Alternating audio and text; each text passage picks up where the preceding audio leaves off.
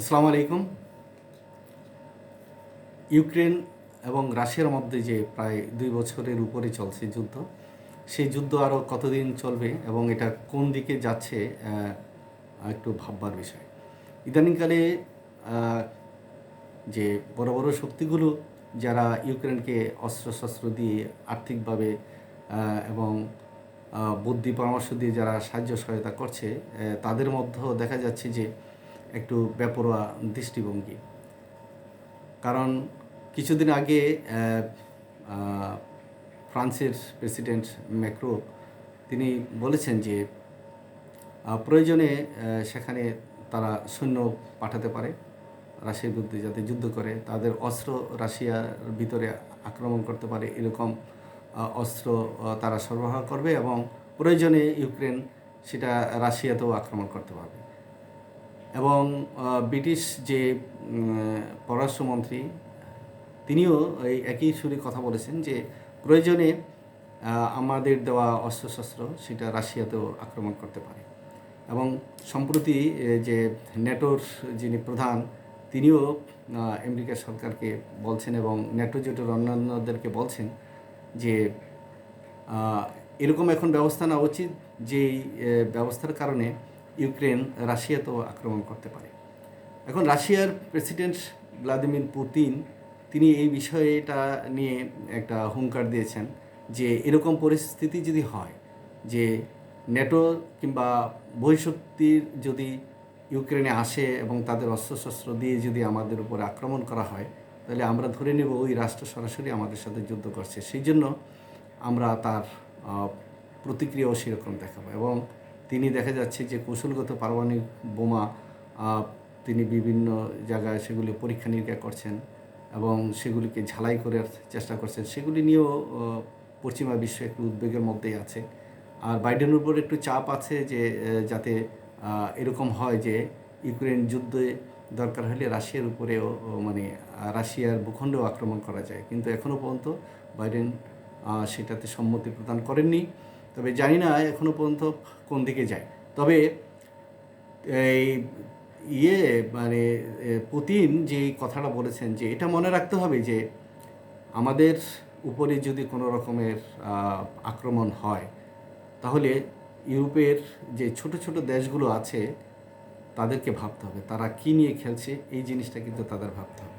কারণ ইউরোপের যাদের আয়তন ছোট এবং ঘন বসতিপূর্ণ সেই সমস্ত দেশগুলো যদি এই যুদ্ধে জড়িয়ে যায়, তাহলে অবশ্যই রাশিয়া ছাড় দেবে না, রাশিয়াও সেভাবে ব্যবস্থা নেবে। অর্থাৎ এগুলির পিছনে মোদ্দা কথা যেটা দাঁড়িয়েছে যে যুদ্ধটা আসলে এখন বহুজাতিক হয়ে যাওয়ার সম্ভাবনা আছে এবং এটাকে যদি তৃতীয় বিশ্বযুদ্ধের রূপ দেওয়ার চেষ্টা করা হয়, তাহলে সারা পৃথিবীতে একটা সবচেয়ে বড় অঘটন ঘটে যাবে।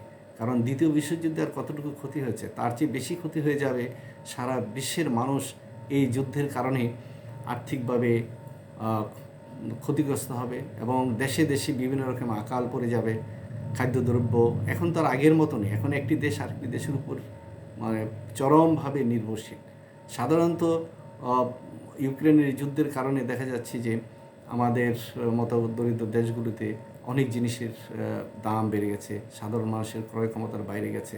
আবার অনেক দেশে আছে যে সমস্ত সরকারগুলো তারা ওই দোহাই দিয়ে জিনিসপত্রের দাম বাড়াচ্ছে কিংবা সেখানে তারা মানে একনায়কতান্ত্রিক একটি রাষ্ট্র ব্যবস্থা কায়েম করার চেষ্টা করছে। এই যুদ্ধগুলো আমাদের যে কোন দিকে নিয়ে যাচ্ছে সেগুলো কিন্তু একটু গভীরভাবে ভাববার বিষয়। এখন আমরা চাইব যে ইউক্রেনের যুদ্ধটা যাতে আসলে মানে একটা শান্তিপূর্ণ উপায়ে মীমাংসা হতে পারে। চীন চেষ্টা করেছিল, কিন্তু চীনকে তো পশ্চিমা বিশ্ব অতটা বিশ্বাস করে না। এই কারণে চীন পেছন থেকে তো সহায়তা করছে, তা মানসিকভাবে সাপোর্ট দিয়ে যাচ্ছে। সেই জন্য চীনের উপরে তাদের আস্থা কম। চীন তো যুদ্ধ শেষ করার জন্য তিনি কিছু প্রস্তাবও রেখেছিলেন। সেই প্রস্তাবগুলো তো আমেরিকা যুক্তরাষ্ট্র পশ্চিমা বিশ্ব সেগুলি মানেনি। এখনও চেষ্টা করতেছে যে এটার একটা ফয়সালা হয় কিনা। কিন্তু এইখানে ইউক্রেন সংকটের সমাধান করার জন্য অবশ্যই আমেরিকা যদি মোটামুটি একটা নিরপেক্ষ দৃষ্টিভঙ্গি রাখে। আমেরিকা যদি চায় যে হ্যাঁ, বিশ্বের দ্বিতীয় বৃহত্তম মানে পারমাণবিক অস্ত্রের দেশ রাশিয়া, তাকে কোনোভাবেই মানে হটানো যাবে না কিংবা পরাজিত করা যাবে না, বরঞ্চ একটা ফয়সালা, মধ্যস্থতা করা, এবং তিনি যদি সেভাবে ডায়ালগ মানে শুরু করার চেষ্টা করেন এবং রাশিয়ার সাথে যদি একটা মীমাংসার পথে এগোন, মনে হয় যে একটা কাজ হতে পারে। কারণ সম্প্রতি পুতিন কিন্তু তিনি যখন চীনে সফর করলেন তখন তিনি কিন্তু বলেছেন যে আমি যুদ্ধ থামাতে চাই, কারণ এই যুদ্ধের একটি ফয়সালা হওয়া উচিত এবং একটা এটা শেষ হওয়া উচিত।